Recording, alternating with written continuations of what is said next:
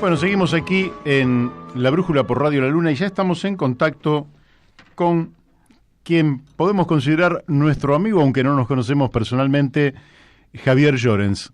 Buenas tardes, Javier. ¿Qué tal, Mario? ¿Cómo estás tú? Buenas tardes. Bueno, bien.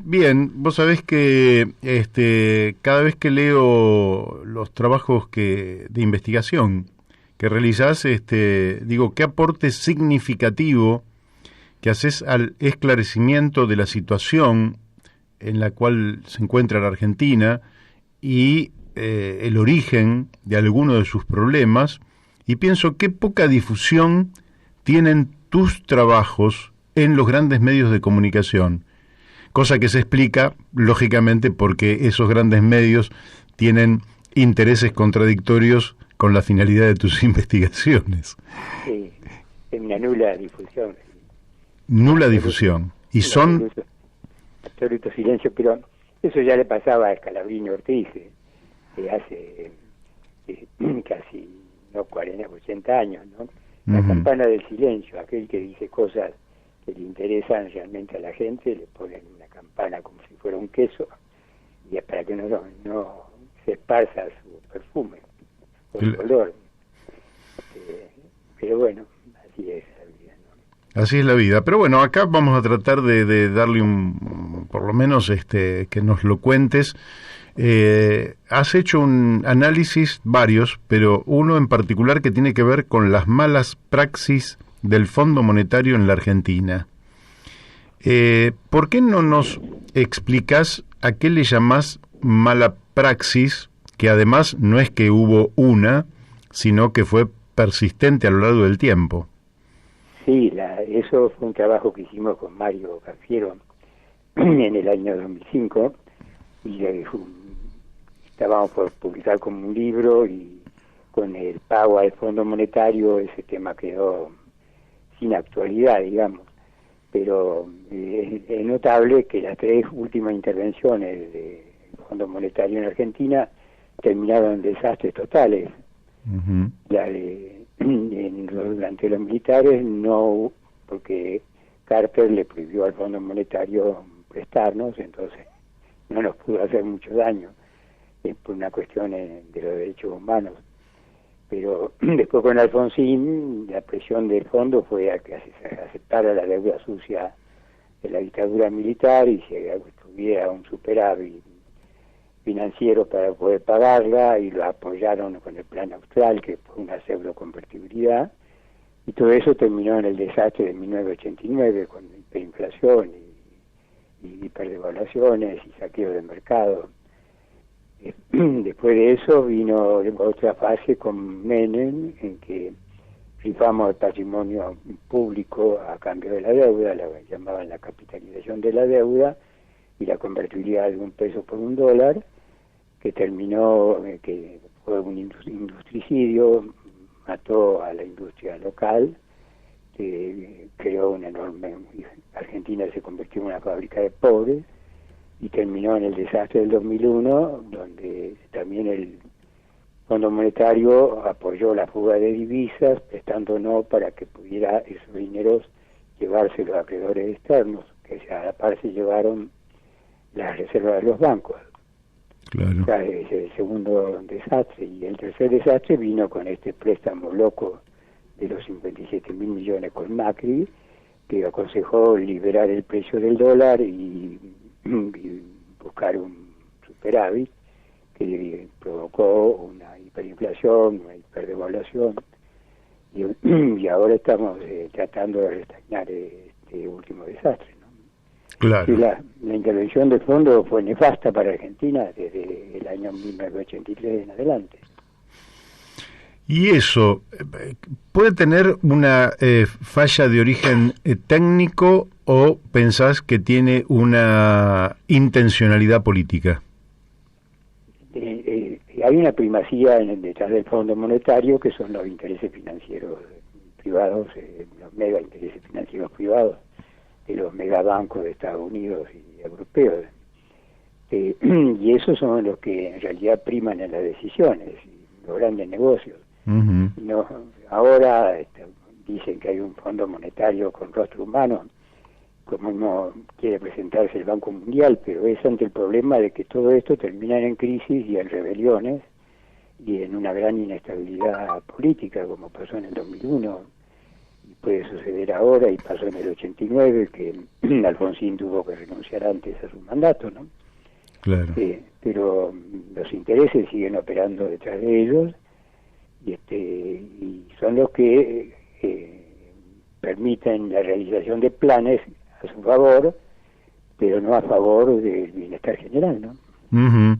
La naturaleza del fondo viene de su origen, que es la post-Segunda Guerra Mundial, donde se hacen estos organismos internacionales, y donde en el fondo el G7, Estados Unidos, Alemania, Francia, Japón, Italia, no me acuerdo, Inglaterra o el Reino Unido, etcétera, tienen más del 50% del capital. ¿Vos pensás que la presencia de China en el fondo, que quiere capitalizar más, pero no lo dejan, es un contrapeso o es la consolidación de lo existente? ¿Es una posibilidad de cambio o es más de lo mismo? Sí, ahí hay una cuestión esencial, que es el poder de veto de Estados Unidos, que tiene una participación del 16%, pero tiene poder de veto, es decir, que si no baja el pulgar las cosas no salen, y ponen a un europeo para disfrazar ese poder de veto, que está directamente vinculado con el Tesoro y con la estrategia de dominio geopolítica de Estados Unidos en el mundo, ¿no? Claro. Que ahora se encontró con un gran adversario que le está accesando en la nuca y está aún más nervioso que antes, ¿no? Es más peligroso. Es un coloso en apuros. Antes era un coloso autosuficiente, ¿no? Uh-huh. Pero China y Estados Unidos tienen los mismos modos imperiales, ¿no? La deuda como instrumento de dominio, influencia en los países, y también con políticas enormemente duras de primero China o primero Estados Unidos, como decía Trump, ¿no? Claro. Ahora, hay algo que lo sabemos casi los particulares, y mucho más quienes están a cargo de los estados. Si vos querés ser soberano, digamos un chico que dice, no, yo quiero ser independiente de mi papá y de mi mamá, entonces el papá y la mamá le dicen, bueno, entonces anda a trabajar, ganate tu plata, alquilate un departamento, ¿no? Y ya sos independiente.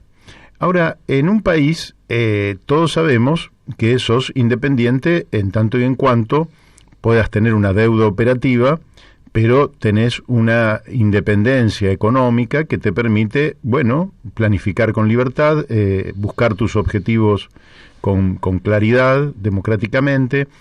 Ahora, en la Argentina se acepta la deuda, y nadie ofrece siquiera el horizonte de que algún día nos vamos a liberar de ella. ¿Cómo entendés esta actitud de la dirigencia política? Pero nosotros nacimos endeudados antes de que nos reconocieran a Inglaterra como país independiente. Nos hizo un baño de libra esterlina con la deuda de Baring. Uh-huh. De una forma, Inglaterra intentó hacer después de perder las colonias del norte de América, intentó hacer un colonialismo de derecho que se llama, vino con la invasión inglesa, intentó conquistar los virreinatos de Sudamérica, con un plan que después ejecutó San Martín, de cruzar los Andes y subir por el Pacífico, y fracasó en Buenos Aires estrepitosamente 2 veces, lo cual fue una gravísima crisis en Gran Bretaña, y reflexionaron y dijeron, no tenemos tanta sangre inglesa como para andar derramándola por el mundo, tenemos que idear otra cosa. Y esa otra cosa que idearon con el ingenio inglés, con enorme astucia, con Canning, es lo que se llamó luego neocolonialismo, o colonialismo informal, que es un dominio indirecto sobre los países, a través de las finanzas, el comercio, la penetración cultural y la cooptación de las élites, ¿no? Ujú. Y entonces las élites tienen que aceptar lo que viene desde la metrópoli. Entre ellos, una cosa esencial es la cuestión de la deuda. Es un gran condicionante como una tutoría, como una hipoteca que tiene que tener cierta dimensión para que resulte impagable, que haya continuamente que renovar sus vencimientos. Entonces hay que ir al pie y pedir ahí disculpas y decir cómo vamos a hacer un plan para seguir pagándoles. Y así venimos prácticamente desde 1824, salvo el interregno de la Segunda Guerra Mundial, después de la Primera Guerra Mundial y de la Segunda Guerra Mundial, en que pasamos por unos años a ser acreedores porque no nos pagaron todas las exportaciones que hicimos a favor de Gran Bretaña y Europa durante la Segunda Guerra Mundial, ¿no? Pero eso reapareció con los militares en una nueva ola, en vez de la libra esterlina eran los petrodólares, donde Estados Unidos adquirió ese instrumento inventado por los ingleses, y así con la dictadura militar aparecieron nuevamente las deudas en Sudamérica y en los países periféricos del mundo, ¿no? Claro. O sea que vos pensás que en la élite esto ya está incorporado a la lógica, es decir, que nosotros a perpetuidad vamos a tener que convivir con una deuda que va a condicionar las formas de nuestro desarrollo como nación. Exactamente, ese es el punto clave de la condicionante de la deuda, son no tanto la parte financiera, sino lo que le llaman las condicionalidades de ella, y las precondicionalidades, porque el Fondo Monetario no solamente tiene condicionalidades que se deben cumplir en la carta de intención, sino precondicionalidades, es decir, para que seas elegible de nuestro crédito, primero tenés que hacer esto, tenés que tener este sentido de tu política, orientarte en tal sentido, y después entonces si cumplen esas precondicionalidades, recién se aborda una negociación de condicionalidades, ¿no? Claro. La deuda es un instrumento de dominio, ya lo sabían los judíos hace más de 2000 años, y por eso inventaron el jubileo, ¿no? Claro. Y se planteó un jubileo para el año 2000, y en el año 2000 pasó de largo y no hubo ningún jubileo en el mundo, ¿verdad? Ahora, nosotros a veces con los argentinos nos debatimos entre dos posturas extremas, no sé si se debate tanto, pero vamos a imaginar lo que fuera así. Una que sería, bueno, nos aislamos del mundo, cosa que efectivamente no tiene gollete en el mundo actual, aislarse, es decir, vivir como si el resto del planeta no existiera, y eso parece bastante insensato. Y hay otra segunda, que es que nosotros nos debemos insertar pasivamente allá por los 90 en un mundo unipolar, pero da la impresión de que el neocolonialismo ahora se plantea en que ya el mundo no es unipolar, sino que puede ser tripolar, y que entonces habría que discutir un poco si somos un poco neocoloniales de cada una de las partes, y nadie se plantea la inserción de la Argentina de manera inteligente en el mundo, de manera de poner o anteponer los intereses de nuestro pueblo a los intereses tanto sea de las élites como de potencias extranjeras. ¿Por qué no se da ese debate?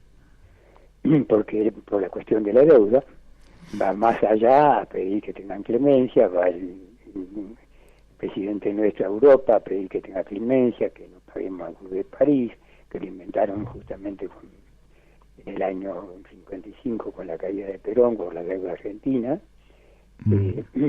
Pedimos que nos den un poquito más de años de plazo para pagar y que nos bajen un poco la tasa de interés, porque tenemos una cuota alta de crédito, de deuda. Y si no, amenazamos seguir a pedirle plata a los chinos para andar en el mismo juego, ¿no? El condicionante de la deuda ha sido una herramienta feroz por parte reinaugurada por Estados Unidos, en los 70 con los petrodólares, y de esa forma logró alinear a los países no alineados, ¿no? Se declaraban no alineados. Lo alineó con los petrodólares. Y no hemos zafado de esa. Lo que hicieron nuestros gobernantes democráticos fue echarse la mochila al hombro. Lo hizo Alfonsín y terminó tumbado, lo hizo De la Rúa, terminó tumbado, lo hizo Macri, terminó tumbado. Los Kirchner zafaron primero por el milagro de la soja y después porque hicieron una administración de divisas enormemente mezquina y lograron llegar al 2015 para dar el gobierno a Macri en una situación parecida a la que Menem le dejó De la Rúa, ¿no? Claro. Y ahora esto se ha visto enormemente agravado con la pandemia y la caída de la actividad económica y el enorme empobrecimiento que ha habido en ciertos sectores de la población que no han tenido recursos para sostener cuarentenas eternas como las que se llevaron a cabo, ¿no? Claro. Bueno, cambiamos de tema, porque también has hecho una investigación sobre lo que podríamos llamar ocupación y uso del suelo, la formación de los latifundios, de la oligarquía terrateniente. Digamos que cuando se produce la Revolución de Mayo, no sé exactamente cuánta gente había, pero se dice que en todo el territorio había entre 600 y 800.000 habitantes, en un territorio gigantesco, ¿verdad? Enorme para tan poquita población, que hoy serían un par de barrios de la ciudad de Buenos Aires. Ahora, ese territorio que hoy mismo le niega un pedazo de tierra a muchos argentinos, hoy mismo, fue apropiado indebidamente. ¿Por qué no nos contás cómo se formaron los latifundios, qué incidencia tuvieron en la ocupación del suelo y qué repercusión en la vida económica y política del país? Sí, es un tema enormemente interesante ese, porque explica nuestros males actuales, esa deformación que hubo en el reparto del suelo, que en otros países se hizo en forma mucho más virtuosa.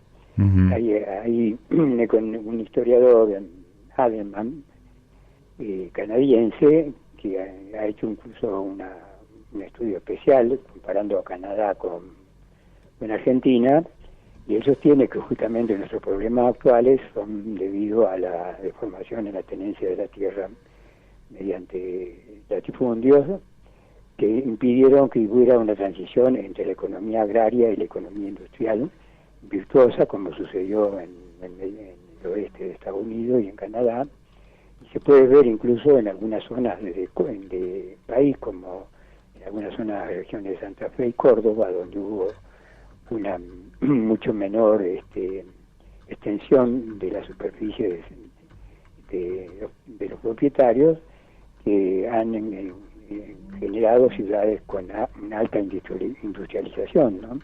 Claro. Lo mismo en Chivilcoy, que también hubo un parcelamiento de superficie pequeña por una ley de Sarmiento, una ley provincial, ¿no?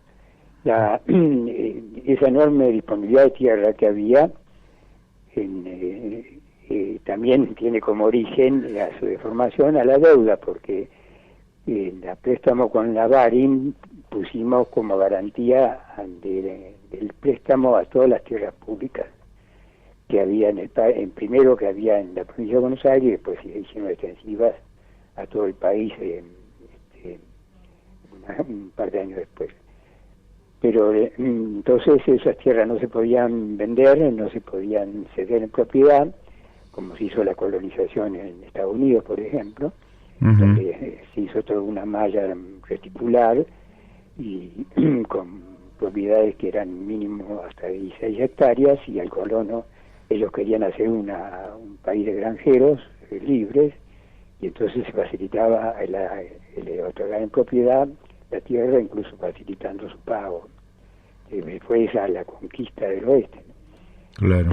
En cambio acá, esa imposibilidad de venta de la tierra fue aprovechada políticamente, por eso están las élites que inciden notablemente, las élites cooptadas, y con la cesión por medio de la ley de enfiteusis, como una especie de concesión para su uso, que eran por 20 años, ¿no?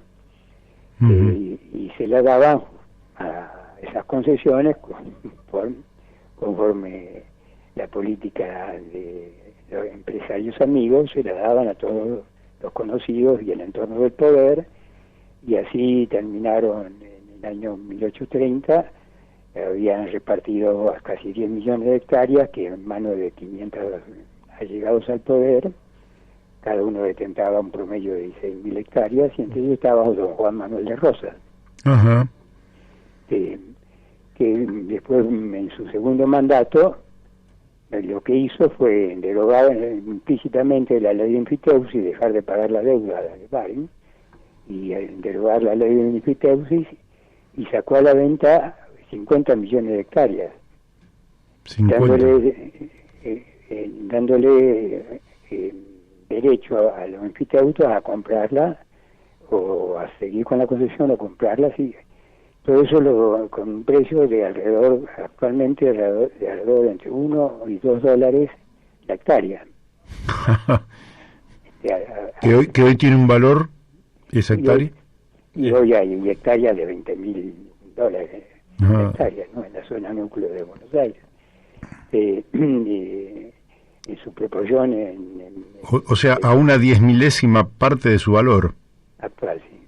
Eran enormes superficies que había ganado cimarrón arriba, que era lo que se explotaba como carne, se exportaba como saladeros, y había toda una actividad en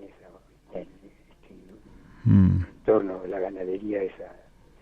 Y después, como esa venta no tuvo éxito, una buena parte de esas tierras las regalaba a los primero por la campaña que hizo contra el indio en 1933, en vez de rechazar la invasión en Malvinas, le obsequiaron en premio como comandante de la campaña Rosa la isla Choel, y él la rechazó y la cambió por 160.000 hectáreas en lobería.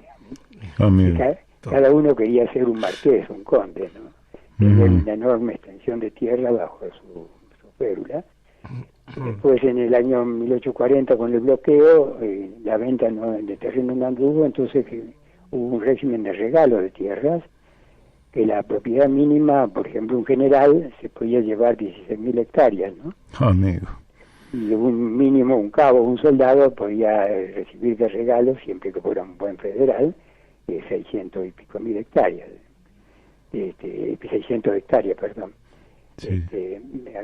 Lo que una proporción con respecto a lo que podía obtener en Estados Unidos eran 16 hectáreas, y en una ley que posteriormente sanciona Avellaneda eran 25 hectáreas, ¿no?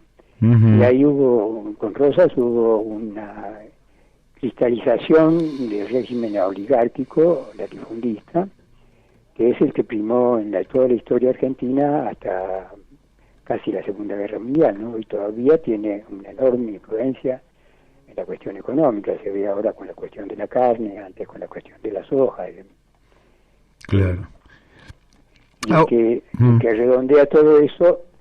Después viene Sarmiento con ideas de traída de Estados Unidos, y entonces Avellaneda sanciona una ley muy parecida a la de Estados Unidos, donde la hectárea mínima eran 25 en vez de las 16 de Estados Unidos, y en vez de las 600 de Rosas, pero esa política la llevaba adelante Avellaneda, y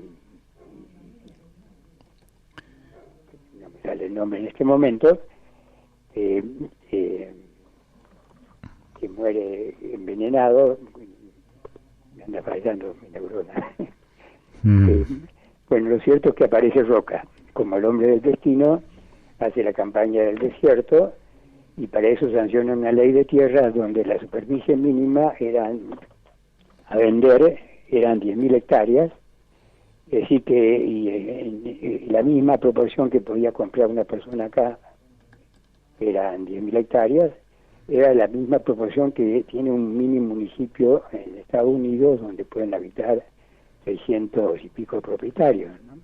Claro. Incluso tenían derecho a comprarse 30.000 hectáreas, y por medio de parientes, hijos y entenados podía tener la cantidad que quisiera, y de esa forma se rifaron otras 40 y pico millones de hectáreas, ¿no? Es decir, casi 100 millones de hectáreas se vendieron por alrededor de 21 o 2 dólares, o se regalaron a los amigos del poder, a los generales, a los obispos, altos funcionarios. Eso determinó una estructura de tenencia de la tierra enormemente concentrada, y recién se fomentó la inmigración para poder laburar esa tierra, ¿no? No como en Estados Unidos, que fue previo, que la inmigración es la que permitió la ocupación de las tierras en forma mucho más democrática. Claro. Ahora, te comento, no sé si conoces, pero yo te lo acabo de enviar, que el doctor Roque Sáenz Peña, el famoso por el voto secreto universal y obligatorio, aunque no votaran las mujeres en aquel momento, él envía un proyecto de ley que es el impuesto sobre el mayor valor de la propiedad territorial. Lo presenta en la Cámara de Diputados el 28 de junio de 1912. Ajá. Y la impresión es que la oligarquía logró que esté cajoneado ya hace 109 años.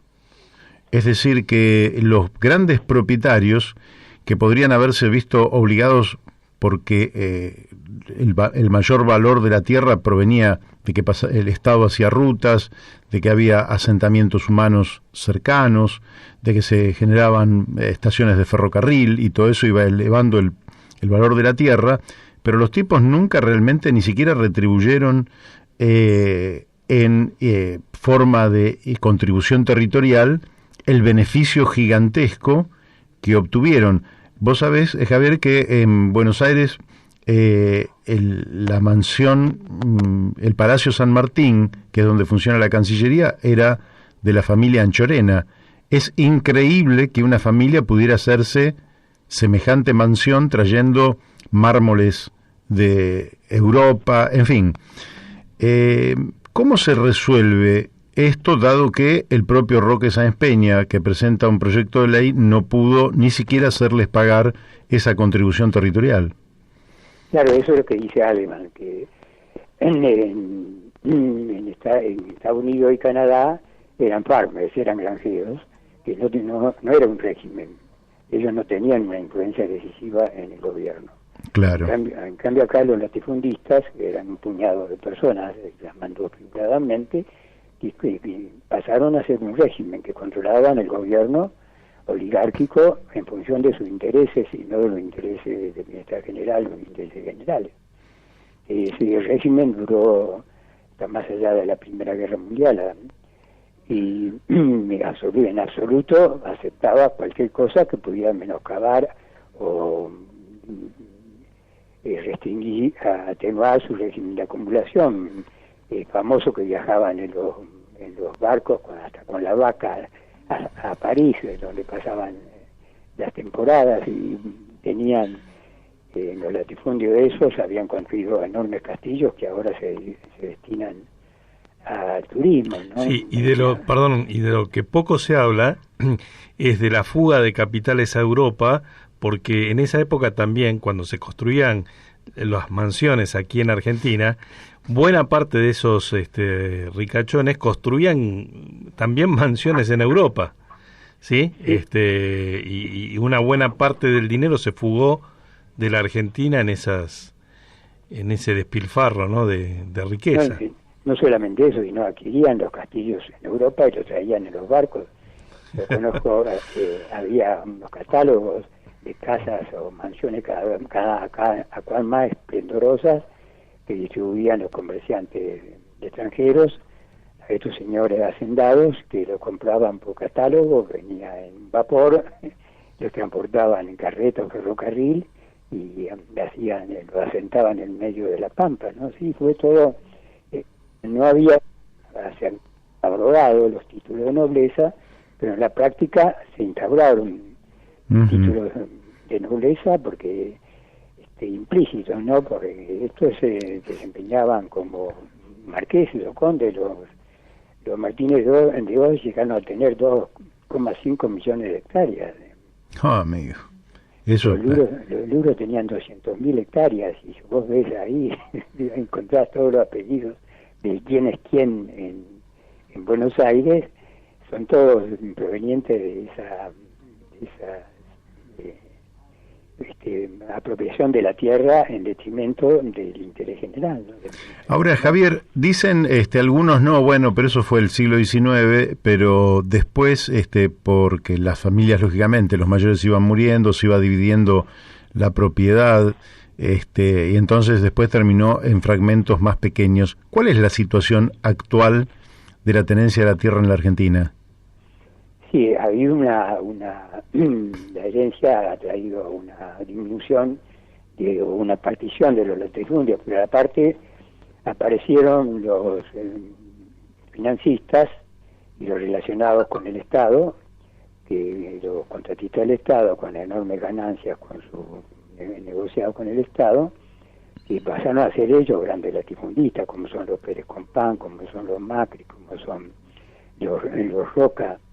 Tienen Sigma también tiene enormes cantidades de hectáreas que han acaparado y vos haces hay un censo agropecuario del año 2018 de INDEC donde hacia la tenencia de la tierra no tiene nada que ver con lo que pasa en Estados Unidos, ¿no? Por ejemplo, en Buenos Aires la propiedad promedio, la empresa agropecuaria promedio anda en las 650 hectáreas, hay latifundio de hasta 30.000 hectáreas, hay tenencia de la tierra mínima por la mayoría de los productores, muy interesante ver los gráficos de cómo se distribuye, cuando en California, que es una potencia agrícola, la propiedad media es de 120 hectáreas.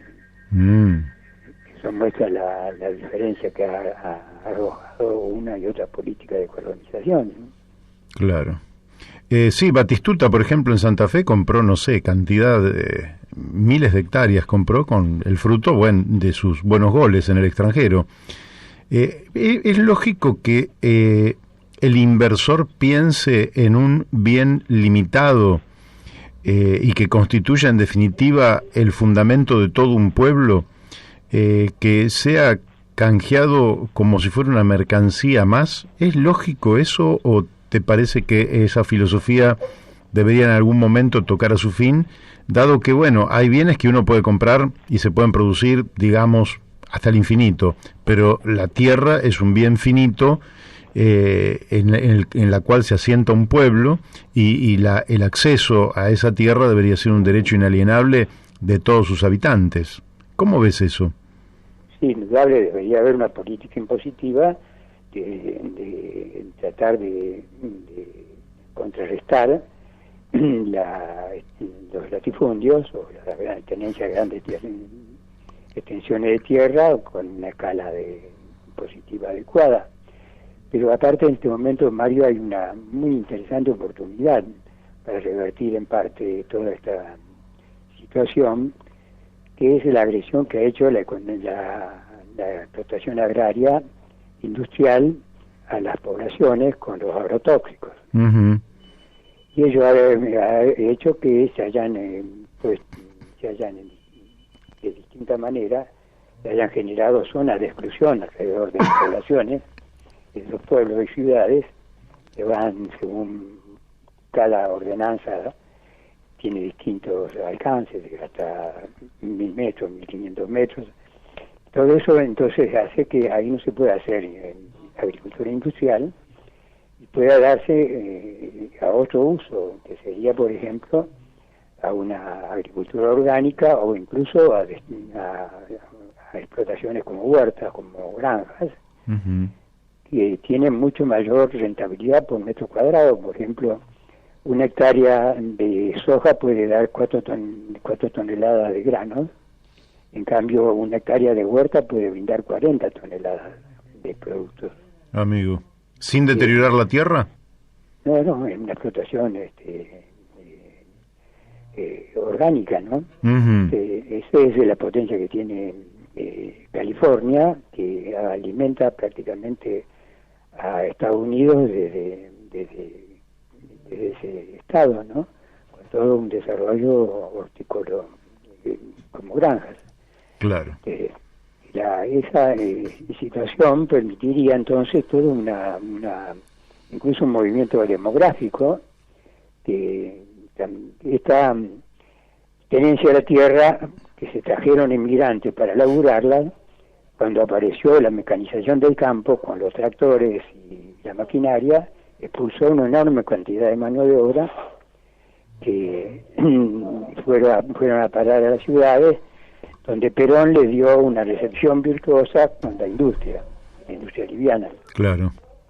Creando hoy las leyes sociales que habían propuesto ante el socialismo, pero eso se agotó porque no se profundizó la industria pesada, y de ahí en que hicimos una industrialización renga, y siempre en tensión con la cuestión de explotación agropecuaria, que es mucho más competitiva, y esa el estado en que estamos de transición, que no lo hemos sabido transitar, ¿no? Eso es lo que dice en la tesis de Adelman, ¿no? Del canadiense Ujú. que no hemos primero el régimen latifundista oligárquico impidió esa transición, y después se dilató esa transición, y hasta vinieron políticas enormemente adversas a la agroindustrialización, como la de Martínez Dios y la de Cavallo, y finalmente han aparecido los chinos, que son una competencia feroz en términos industriales, se han convertido en la fábrica del mundo, ¿no? Claro. Bueno, acá te hacemos como una suerte de paréntesis, porque un oyente se retrotrae, digamos, al pasado. Dice que Jorge de Castelar es el oyente. Los Anchorena, primos de Rosas, lo traicionaron en la batalla de Caseros. Bueno, pasamos lo que nos dice el oyente, porque bueno, le agradecemos a Jorge que esté atento escuchando el programa. La última que te quiero hacer, hoy nosotros tenemos muchos problemas en la Argentina, pero me voy a remitir a los problemas de comunicación, y no técnicos, sino de índole lingüístico, político, si querés. Si uno dice reforma agraria, antes de que se conozca el contenido de esa propuesta, ya aparecen con un grito en el cielo diciéndote cualquier cosa. ¿Vos sentís que en la Argentina haría falta una reforma agraria y una reforma urbana para repensar la ocupación y uso del suelo? Y esto te lo pregunto porque la radio está en el oeste del Gran Buenos Aires, y vos tenés una ocupación y uso del suelo en esta región, y sobre todo yendo hacia la capital federal, donde el cemento ha prevalecido por sobre cualquier espacio verde, y donde efectivamente la mancha urbana se extiende, y donde hay un hueco de terreno que va quedando como espacio verde, es ocupado para el negocio inmobiliario, y en los alrededores de las estaciones se construye en altura y se hace una concentración demográfica como si el país fuera chiquitito, ¿no? Siendo que es un país tan grande. ¿Crees que sería necesario repensar y replantear con una reforma urbana y una reforma agraria en la Argentina, o pensás que hay que dejar que las cosas fluyan y que, bueno, nos tenemos que resignar a que sean así y va a ser muy difícil cambiarlas? No, yo diría que no es necesario, sino es indispensable. No hay solución económica para Argentina si no se reforma la tenencia de la tierra, indudablemente que tiene que ser que con una gran sensibilidad política, no usando palabras que han engendrado pasiones en el pasado o luchas, pero con una gran astucia y una gran determinación. La enorme conglomerado del conurbano no tiene solución, no tiene factura, no tiene posibilidad de sustentabilidad, y a pocos kilómetros hay poblaciones abandonadas. Claro. Buenos Aires es un cementerio de poblaciones abandonadas.